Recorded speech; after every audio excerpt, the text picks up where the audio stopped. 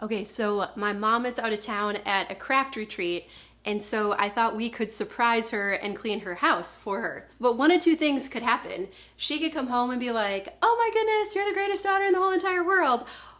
Or she could come home and say, oh my goodness, you want to show my messy, dirty house to the internet, right? So if you're seeing this video, that means that the first happened, or at least I was able to persuade her into letting me show her house on the internet, because my mom is one of the coolest human beings on earth.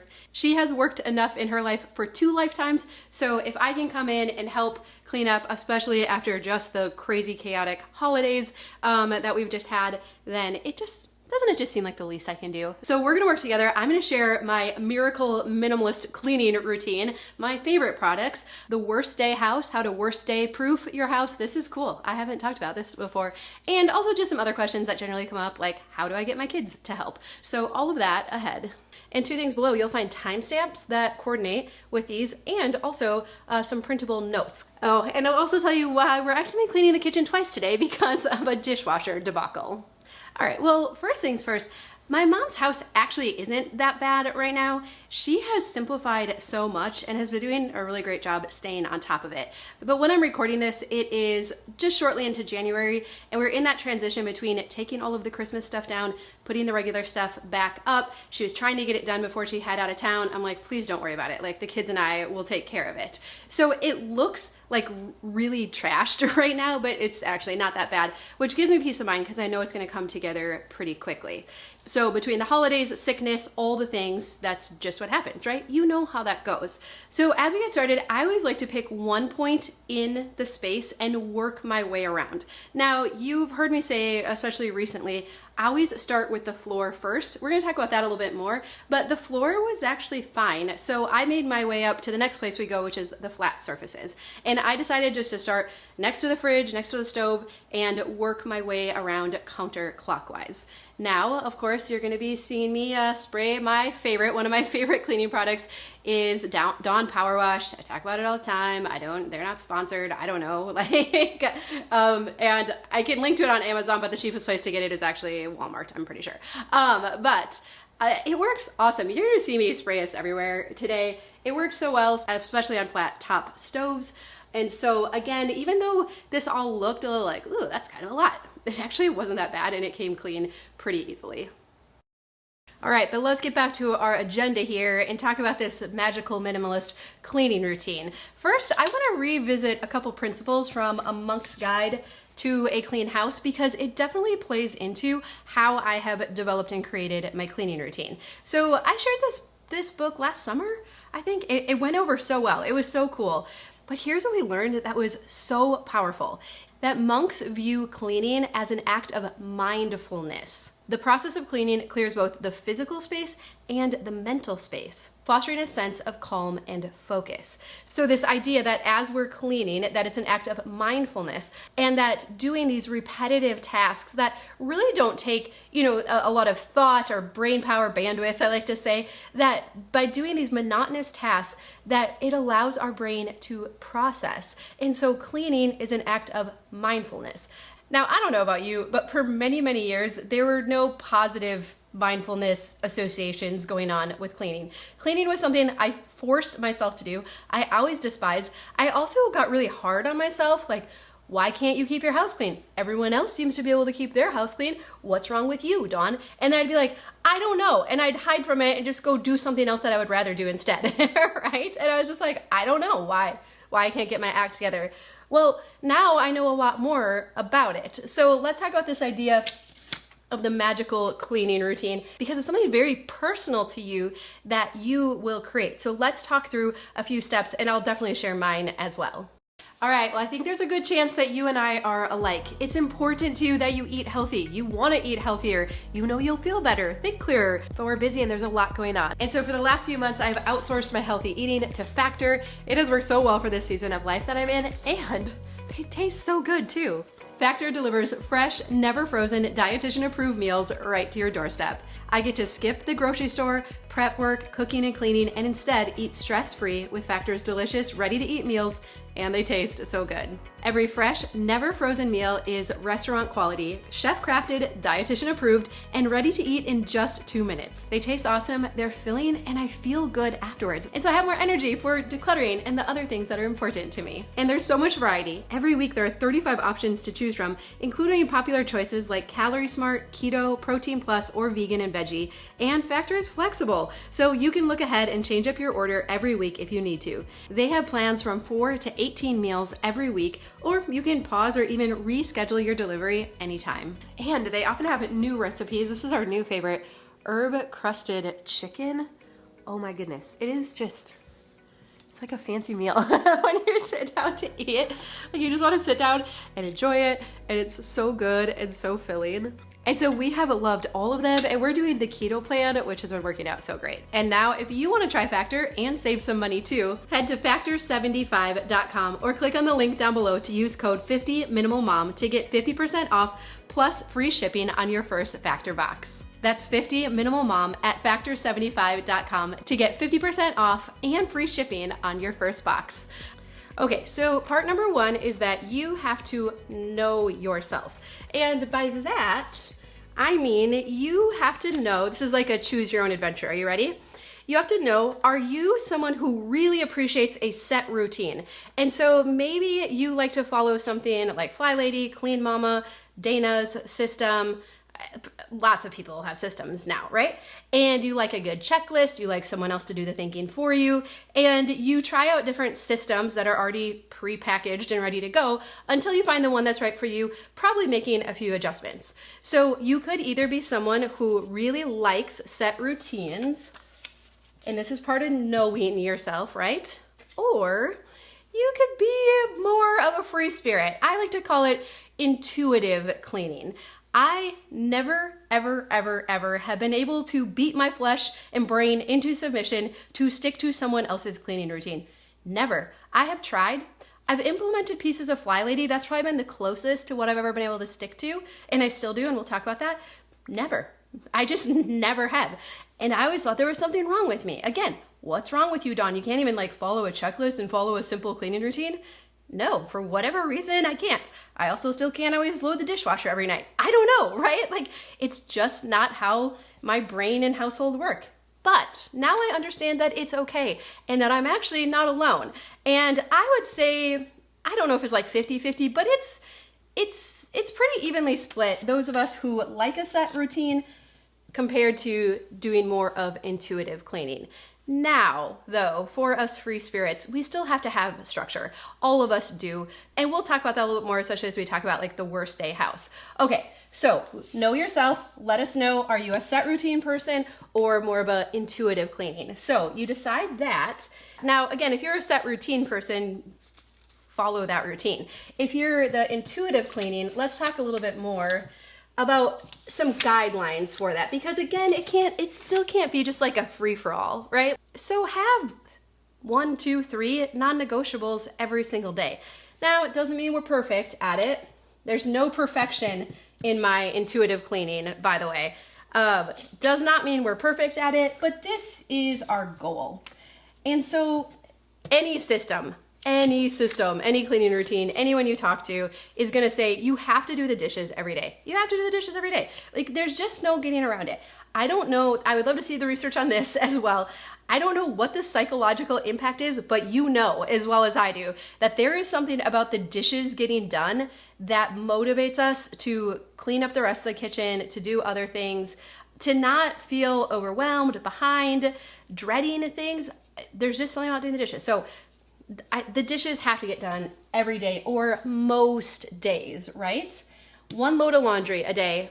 Some people differ. They don't agree with me on this. I can't stand piles of dirty laundry, baskets of dirty laundry, hampers of dirty laundry. It feels stressful. It feels cluttered. It feels like unfinished tasks to me.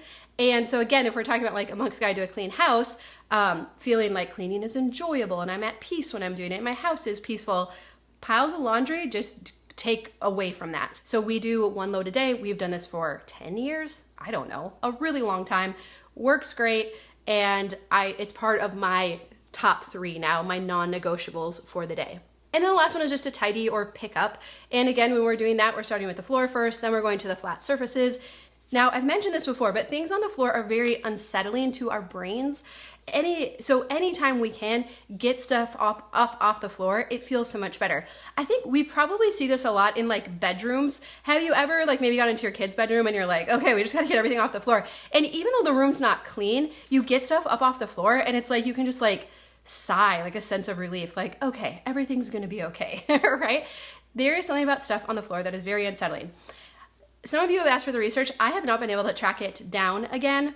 And so take it with a grain of salt. There you go. I can't even prove it, but I think most of us actually have sensed this. So we always start with the floor first, again, because my goal is peace of mind when I'm cleaning, and then flat surfaces. So like I said, here in the kitchen, as we're getting going, there wasn't anything on the floor, which is cool. And so then I went to the flat surfaces next. Does not mean everything gets perfectly cleaned, but it gets picked up. And again, like how much different a space feels once it's picked up and tidied up. You could literally just on your counter, just gather everything that is like strewn across it together in one pile, and that is gonna still feel 800 times better to your brain than when it's all spread out. So tidying is just picking up. So this right now kind of sums up my cleaning routine or system.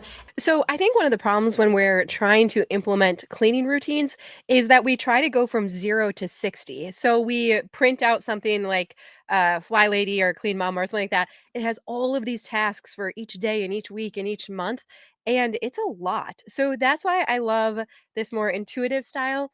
And I would encourage you to pick 3 daily, 3 weekly, and 3 monthly.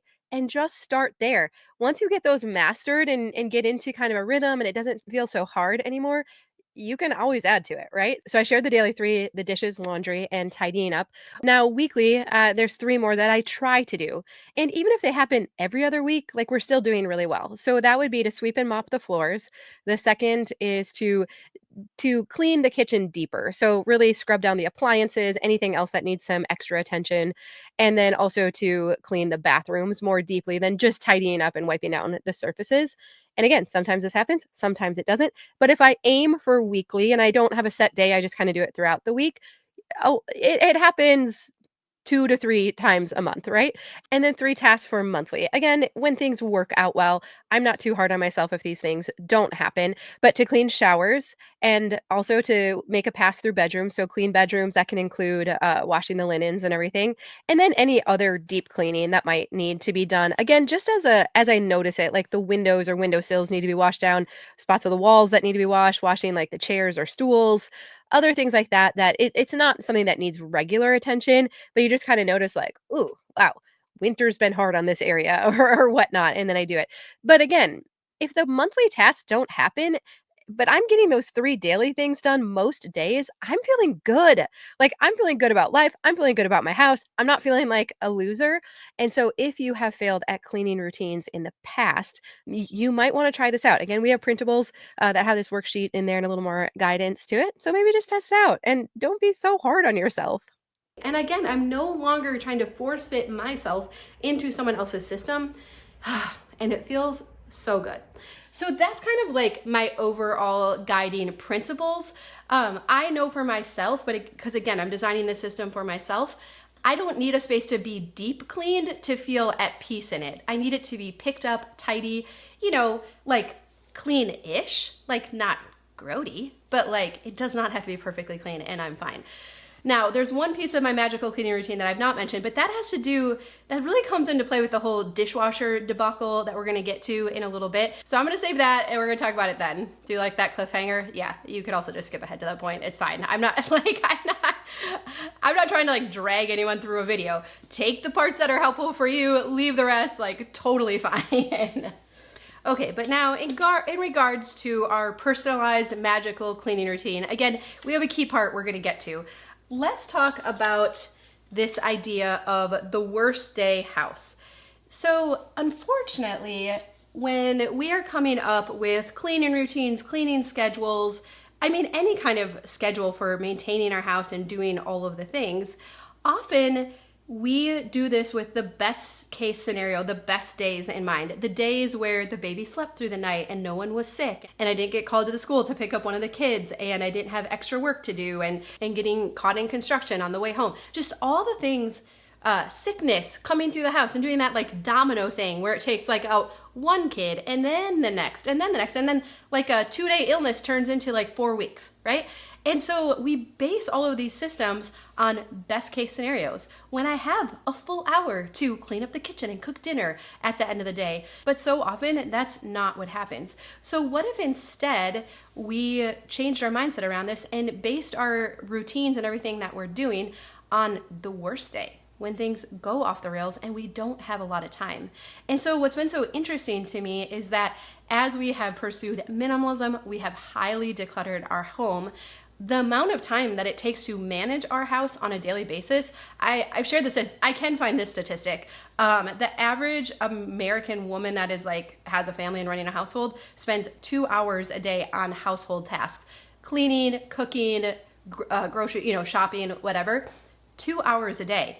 And as we have decluttered and highly simplified our house, and as I've involved the kids more, which we'll talk about, I spend a half hour, maybe?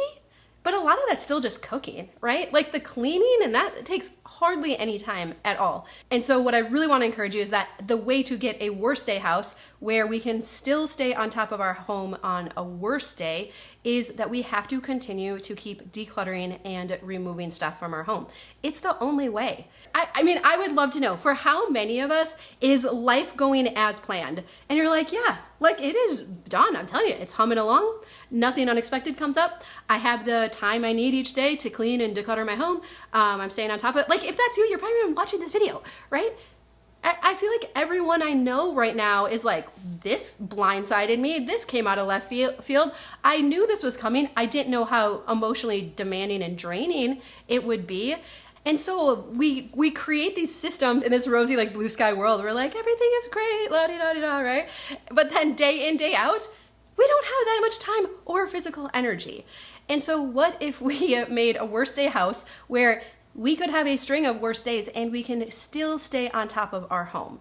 And so I feel like that is what we've been able to achieve in our house, again, by highly simplifying and decluttering to the point we call ourselves minimalists. I know, not everybody wants to be a minimalist, but I'm telling you, if you are feeling stressed and overwhelmed by your home consistently, like we can visit crazy town every once in a while, it just happens, things get chaotic, like yeah, that's fine. But if consistently you're feeling behind, overwhelmed, like you suck, something's wrong with you, that your house is trashed all the time and you just don't even hardly care anymore, like I've so been there. So if you would be willing to switch your energy to hardcore decluttering, and we have resources to help you that if you need a little extra help, but if you would switch your efforts to that and get your house highly simplified and use that as a lens as you're decluttering. Do I have time to finish projects and to do these hobbies and all this other stuff that I thought I was going to? No. Like I need a streamlined kitchen. I need a uniform. I need to get all these like things that are mocking me out of my house saying like, you bought me, you don't have time for me. Why haven't you read me, finished me, cross-stitched me, all that. And you're like, no, I can't do it anymore. You move that stuff out and then we can resonate with the monks, like saying like cleaning is an act of mindfulness. And even like on a chaotic day, it actually feels good to me now to like tidy up our house and clean it up. I feel like it is a mindfulness practice. You're just like, you're doing these monotonous tasks, but it's like giving your brain time to just process, file, unwind, figure out what we're gonna do with that, right? Like that thing that happened that we have to now respond to or whatever, right? And it's not something now that just hangs over my head all the time, but it is something that is somewhat enjoyable and does not feel like this huge burden, and my house is certainly not mocking me anymore and telling me I'm a loser. And so again, for us, that has come through decluttering and then decluttering some more and then getting rid of more and then feeling like, wow, I think we're doing pretty good. And then be like, nope, we just had a crazy week and systems broke down. I got stressed. I felt overwhelmed. And that means we need to go further, right? But again, like I shared that cabin video recently. You get to the point though where you're just like, What stuff? Who cares? That stuff does not matter. The things that feel like such hard, weighty decisions right now for decluttering, I promise as you keep going, you are gonna get to a point where you're just like, who cares? Get it out, because having a worst day house, having a stress-free house, having cleaning be able to be a mindfulness activity, it's so good and it's so worth it. It's so much more valuable than these things that I'm letting go of. So we keep going, we keep going, we keep going. Now, I really love my parents' house, and it has been so generous of them to let the kids and I be here as well. And what you won't notice, so I'll show a picture from the outside. So our house was very small when we were growing up because it was just the left side that you see, and then it was like our senior year in high school. Then my parents added on and more than doubled the living space, so that was the right side. And so the area that I'm showing today that we're cleaning is the right side. And so, it's awesome. Like I mean, they did this so what, over 20 years ago? How old am I? What? Like I'm 42.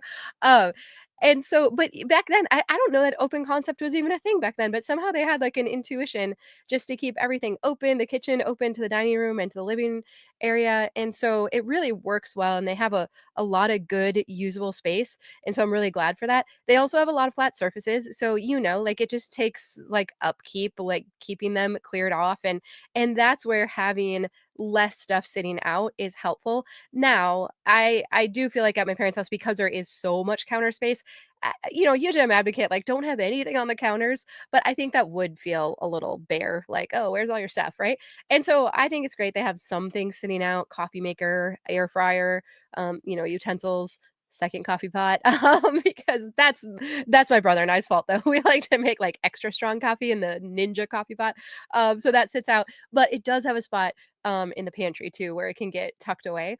But I think there's a good balance now with, like, what's out on the counters, not hard to clean, and easy to kind of pull the whole kitchen together at the end of the night. So even, when the kids are here with me and there's like all of us here, there's like a lot of people in the house, but it functions really well and it works well. And but the most important thing is that it does feel really manageable and easy to pull back together when we do want to get it all cleaned up. Okay, so let's talk about the dishwasher debacle. So my parents got a new dishwasher, very exciting. They haven't had a working dishwasher in like 10 years. And I know there's actually, I did not know it was so controversial. A lot of people are like, hey, hand washing dishes isn't that bad, doesn't actually take that long. And they were kind of in that camp for a while. My mom is still kind of anti-dishwasher, which is fine. Everyone can have their own opinions, right? But we were like, as the kids have been spending more time here and everything, that it was just kind of like, yeah, there's just so many like cups and silverware to wash, right? And then once you wash them, then they're sitting next to the drain rack till they dry and all that. So anyways, I don't have to justify them getting a dishwasher. They got a new dishwasher. It's exciting. It worked a couple times and then now it's not. And so then I was like, maybe Dad, if you could pull it out and I can unplug it and replug it in it, we can reset it and we can figure something out. It has been the most frustrating process. Like, you know how it goes, right? You're like, yay, new dishwasher. Like, and so at this point, like the whole kitchen is pretty clean, right? Like we're feeling pretty good about things. Well, in order to be able to move it in and out a little bit easier, we needed to cut down the wood on the counter a little bit more and the tile on the floor. That got a layer of dust everywhere. Everywhere. I didn't even get the bathroom door closed. I just wasn't even thinking. And so even the bathroom, the kitchen, everything in the kitchen, the dining room, it kind of floated into the entryway too. And so, but here's what was so interesting about it. So I'm like, oh my goodness, I have to like re-clean the whole kitchen, like every surface. Oh, this is funny. It's good, right? I mean, we'll do anything for a dishwasher. My dad got everything fixed. It should work now. We're gonna run a load with it still pulled out before we actually like push it back in. But there is definitely a layer of dust on everything, like everything it now. Oh yeah, look at this over here. Oh, yep, and on the floor too. Oh yeah. So I guess we have a little more cleaning to do. So, let's just get back to work. But what was interesting about it is as I was looking around, I'm like, well, it's not actually going to be that bad because, like I said, my mom has decluttered a ton and there's not actually that much stuff that sits out anymore. Like, is it a little bit of a pain? Yes. But this is where I want to come back to our magical cleaning routine and the piece of the puzzle that I think is so important, and why decluttering makes cleaning not just a little easier, but so much easier. And it's because of these situations where we have to touch everything. And for some, it's because you get pests, you get mold or other water damage, you're moving, recently with hurricanes and whatnot. It doesn't happen all the time, but there are these instances where whatever happens and you become so aware of all of your inventory because you have to touch and handle all of it, right? And again, day in, day out, a lot of times we don't think it matters. We don't think this stuff sitting out on the counters and on the open shelves and on the cabinets and all these, different places. But actually, like, it's still there and it's still hanging over our head. And even just doing like regular cleaning, right? Like, we still have to dust it and wash it. And so even throughout the year, there's many times where we do have to touch everything, right? To keep it clean. Or when we don't, we're very aware of it. And again, then we're beating ourselves up. And so I think the most important facet of our minimalist magical cleaning routine is hyper low inventory, is such low inventory. And even one might think, like when I show the kitchen now, like, oh, it's a little bare. But what you have to remember is, we're cooking multiple meals a day in here and people are coming and going and there's things set out on the counter and then they're moved and then they're put away. And so it rarely looks exactly like this, right? So often, even if it feels like a little bare when you have it totally picked up and put back together, that's actually the point we have to get to again for our, where did it go?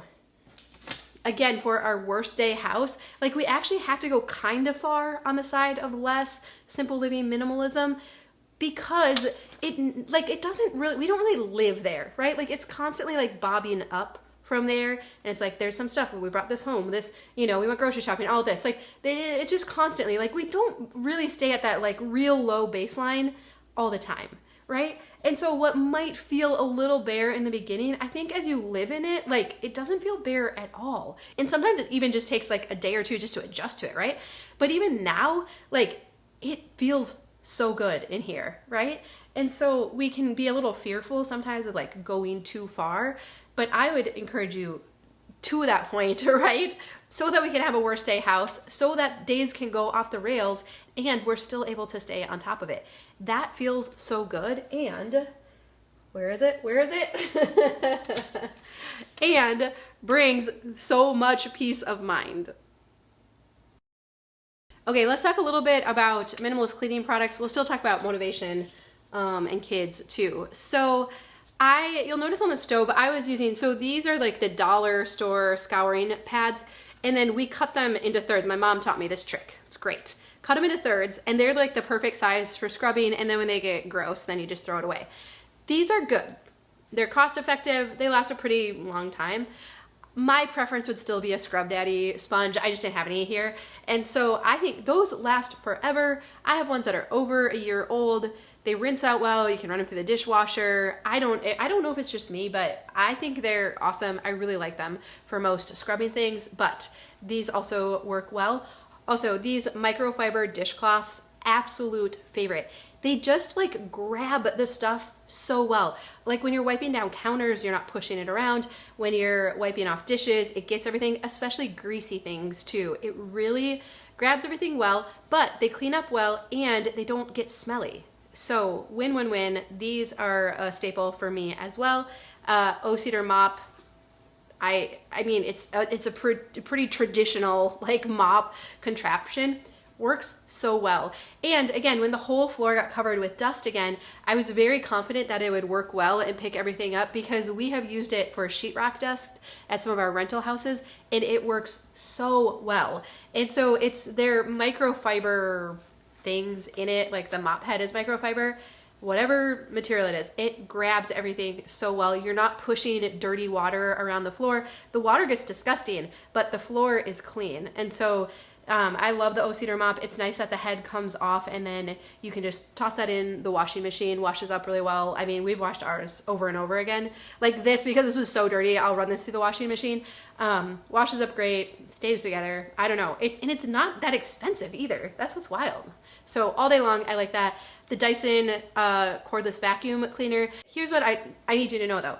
We don't have pets in the house, and we both have we both have more hard floor than carpet. And so I really like the versatility of it. I like that it can go from hard floor to rugs to carpet, and it's very versatile that way, picks up stuff really well. I sweep if I really want to get everything up before I mop, but on a day in, day out basis, I'll often just run around on the hard surfaces with the vacuum too, just to do a quick sweep up of the floor. And so, but again, my caveat, like I haven't tested tons and tons of vacuums. Someone else recommended it, I got it, it works well. And so for the type of cleaning we do at our house, my mom does it hers, we both would recommend it. And then obviously the Dawn Power Wash, right? So for sure that is a staple, and it's a little gimmicky. It's not like the cheapest thing ever. I know there's ways you can make your own like refills and stuff. I just invest in it, and because it makes like cleaning so easy, it's enjoyable. I don't know, it smells nice. I don't know. So that would be another staple for me. But beyond that, there's not. My mom always has a bottle of vinegar water with a little dish soap in it that she'll use for like tougher stuff. Oh, the solution in the mop on the floor was just water with a little bit of vinegar in it. That works on the tile and on the hardwood floors. Other than that, I don't think I used any other cleaning products for this whole kitchen, cleaning it twice, and then the other areas too. So when you're staying on top of cleaning your house regularly, you find the things that work for you and your house. Again, coming up with this cleaning system it's a pretty personalized process, right? But when you just find those things that work, like you stick with them, you use them over and over again, man, it's just so nice. And permission to let go of all the junky cleaners under your sink that don't work. Like if you have got things and you're like, meh, like just let it go. Like don't let it clutter up under your sink. Please just let it go. You have permission to do that. Again, we have to have a worst day house, and so you just have to have your staples, your go-tos, and then get all the other clutter out. We don't have time and energy for that stuff. All right, next, finding cleaning motivation. So I think the ultimate goal is to get to be like a monk, right? Where cleaning is enjoyable and it's a mindfulness practice. I do feel like I've gotten to the point where I do find it fairly enjoyable now. And so how do we get there? By simplifying. So that's the long-term goal and strategy. But in the interim, where we're just like, ugh, like the thought of getting up right now and doing any kind of cleaning is just like the worst thing ever. We always use 5 minutes matters. Do I have a Post-it? Yeah, where'd my Post-it go? 5 minutes matters. So this is the mantra inside of our membership group. We encourage each other with it all the time. And it's so fun though, when people report back and they're like, I didn't want to do it. Whatever, you guys are always saying 5 minutes matters. So I set the timer for 5 minutes. I got up. I was just going to quit after 5 minutes and I didn't. Or I did quit after 5 minutes, but I felt good about myself, right? And so I'm telling you, this is the tactic that our members say all the time is what works, what gets them out of slumps, out of funks, out of just everything. Kind of going back to this idea of how our house kind of beats us up. I used to feel bad all the time about the state of my house. What's wrong with me? Why can't I keep it together? My kids deserve better. My spouse deserves better. The whole world deserves better. I should be doing a better job for everybody, right? I am such a loser. And what's interesting now is that if our house can still get kind of messy or out of control, I can get behind on some things, whatever. I don't beat myself up about that anymore. I look around and I look at it as data and I'm like, oh, Dawn. Now, this did not happen overnight, right? Like minimalism has helped with this, but I'm like, you must be in a really busy season right now, or maybe you have been in a funk. Like maybe you've been feeling kind of sad or down. It's very hard to feel sad and motivated at the same time. Have you found that? And so maybe the holidays took a toll on us. Maybe we have something else going on that is so hard right now. It's very hard to be sad and motivated at the same time. So instead of beating ourselves up and be like, okay, I have to do this and I have to do that, and why didn't I do that? Say, just look around and look at the data. Yeah, you know what? I've actually been feeling really down, and it's hard to be motivated when I'm feeling down. So I'm just looking at the data around me. That's what's been going on. And so may I just please encourage you that there's nothing wrong with you. I'm sorry if you've been going through hard things, if there's just been a lot, we'll say like in our group, like life gets lifey. There's so many hard things that everyone is navigating right now. And so, yeah, if your house has gone to heck because of it, that's actually pretty normal, right? There's nothing wrong with you. And there's some who like cleaning is like their therapy and it like gets them into gear and it's like whatever. That's like a pretty small percentage, right? Like maybe you know some people, you're like, well, they still keep their house clean during all this. But maybe because that is actually like a therapeutic thing to them, they're like, I can control this, so I'm gonna do it, right? That's the minority, right? There's nothing wrong with you if things have gotten away from you because you've just been going through a lot right now. And I'm sorry about that. But 5 minutes does matter. And, you know, it's such a double-edged sword, right? Because we do also know that as we bring our physical environment into order, it does feel really good. Man, I actually couldn't believe how good these spaces felt as we got like the Christmas totes put away and everything. I was like, oh, like, and I know this, right? And I'm like, yeah, this should not be brand new information to me, but I'm just like, oh, like it feels so good in here right now, right? And so you're worth it. And I'm sorry if things have been hard, but set the timer for 5 minutes. What can you do for 5 minutes? Floor first, flat surfaces next, you know, tidying up. It really does have a way, you know, because often when we're feeling down, we're like getting into those like ruminating thoughts and they're just going around and around. And there is something about like physically moving our body that helps to stop the rumination and get us into a little bit of a different mindset. So, but I know I'm probably telling you things you already know. But setting the timer for 5 minutes is our best motivation tactic. If you're like, oh, well, maybe I just need some friends around this. I always love to invite you into our membership group. You know, we do body doubling in there. We just virtually are working alongside each other twice a day, 2 times a day. We do live decluttering. We have a household planning meeting every week now on Sunday mornings that I host where we go through like meal planning, cleaning routines, our task list, and all that kind of stuff. So we're all really working hard this year to get our home into order, because you know we don't often realize it, but like we're all running small businesses, right? Like our household is a small business. Like we have a budget and we have expenses and we have to delegate things and manage projects. And so when we actually realize that and dedicate even an hour a week to it, it's been really fun already, just the successes that we've all been having and how it's been coming together. So that's actually been really cool too. So we do that in there. I mean, we just spend so much time together, and it's good. It's a really positive, encouraging, and also understanding place to hang out and spend time. So it's my joy. That group, it is. I just love it so much, and the time I get to spend in there and getting to just spend more time with you, it's really cool. It's really powerful. So anyways, I'll put details about that down below. But let's also talk about how do we get kids involved. So I think there are 2 important things when it comes to getting kids involved. So number 1 is that you have to have a mindset shift, and then number 2 is actually 5 minutes matters too with them. So number 1, mindset shift. So you as a parent have to believe that it is worthwhile for your kids to participate in your household and to do chores. Now, I've talked about this before, but we grew up on a farm. My parents both worked full-time off of the farm and farmed. My mom would often do second jobs in the evening to help make ends meet. Like when I said she's worked enough for 2 lifetimes, like she's worked enough for 2 lifetimes. As I know many of you have too, right? You do what you gotta do, right?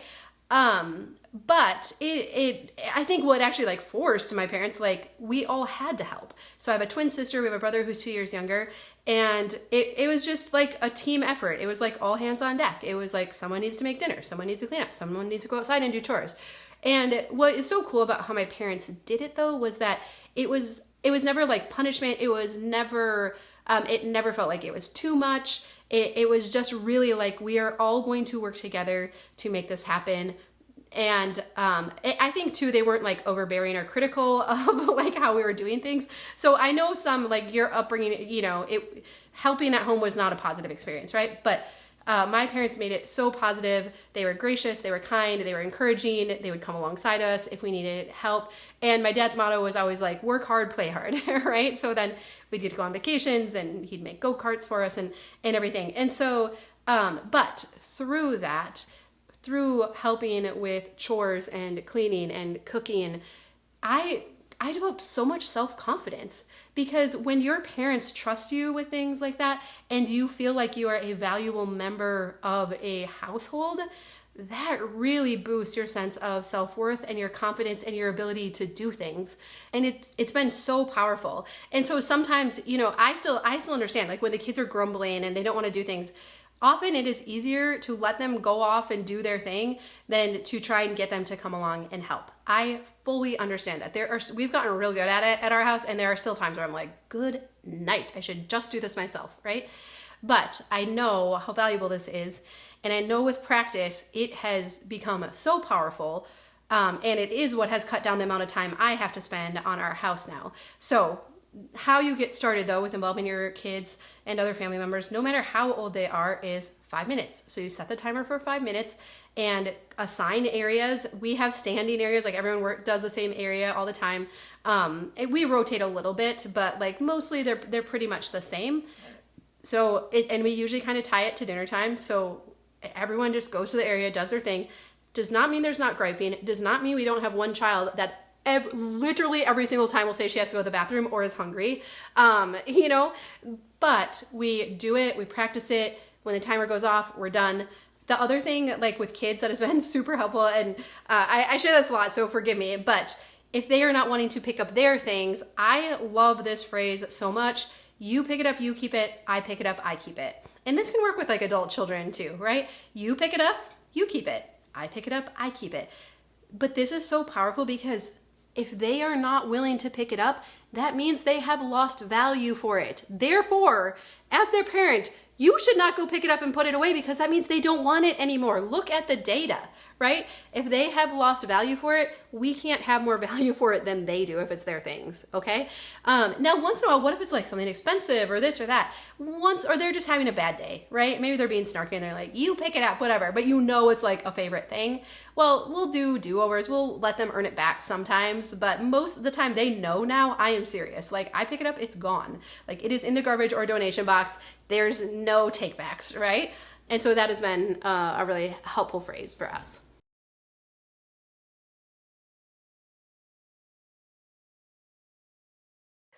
Okay, so with the dust storm, then I was like, okay, like everything on the open shelves needed to be wiped down. I love what's on the open shelves that my mom has put there. I love the colors and it feels happy and all of that, but as we were talking about, when you have to touch everything, it's a lot. And the stuff on the bottom shelves, that gets washed like fairly frequently. I've done it a couple times since I've been here. The stuff on the upper two shelves doesn't because I can't reach it. No one can really reach it. My mom's as tall as I am, right? And you don't really see it, right? But I'm like, no, we're gonna do this right. Like we're gonna get it. It's been a little while. Why don't we just get it all cleared off? But it was fascinating to me, and maybe you've run into this in your own kitchen, how the upper shelves how grease from the stove had even migrated over there. So I just used the Dawn power wash, sprayed it down a little bit. It worked so well. I tried just using hot water with a washcloth, thinking like, oh, the hot water will kind of dissolve it. No, it just made it like a gummy mess.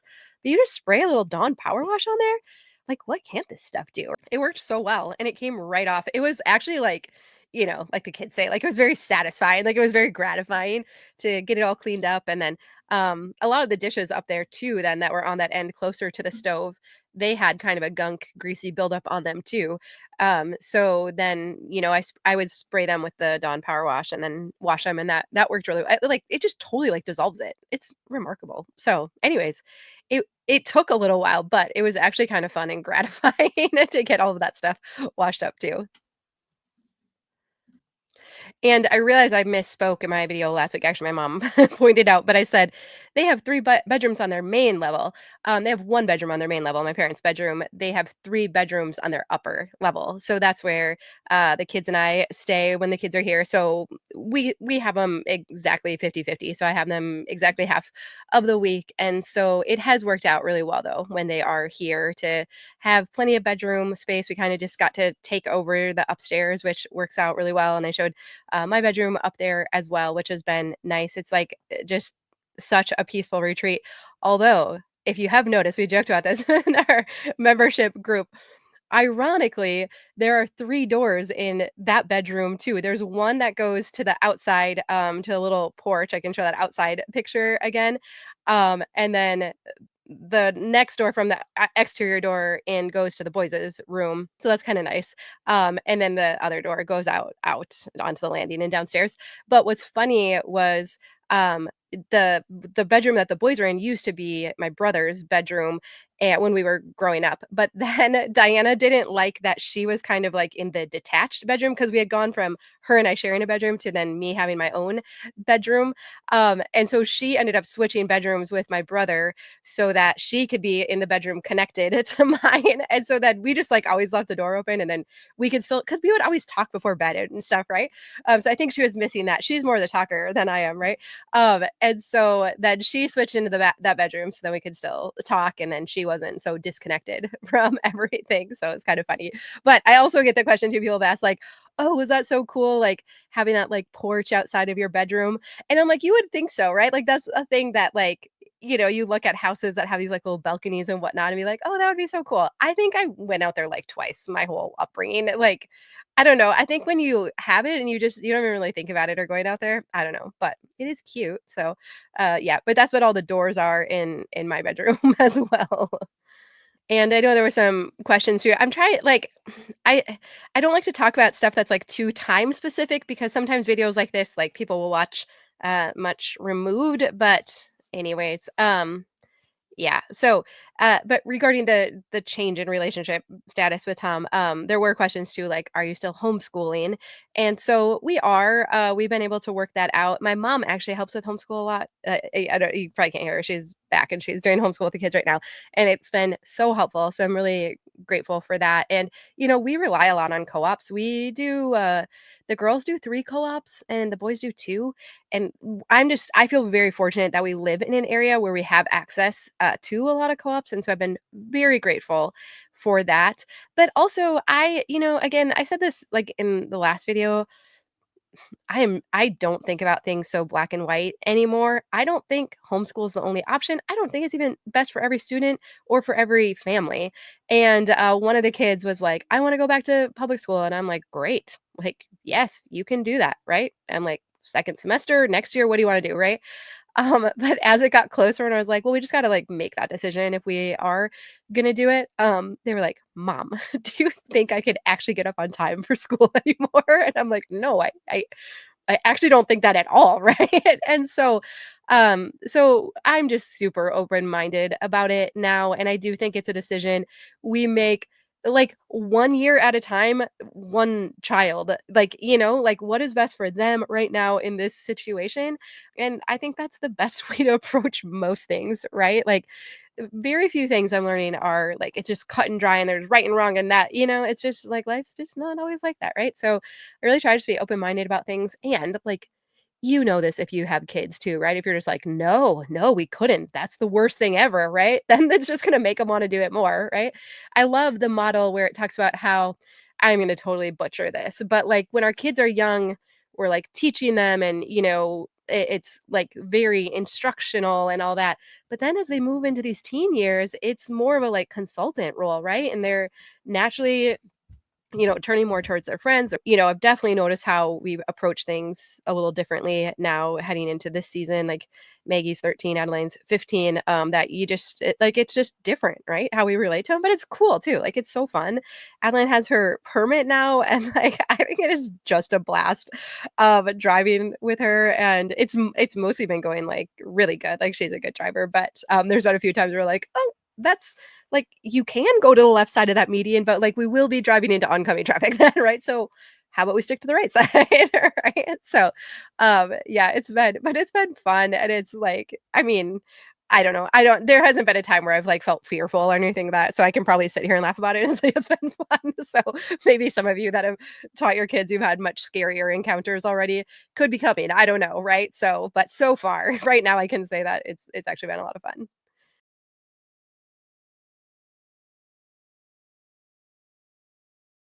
I just really want to encourage you. Like, 2025 is the year of decluttered houses. I want you to be part of that and experience that because it is just so good. So I love you. I hope you have a really good day, and I'll see you again soon.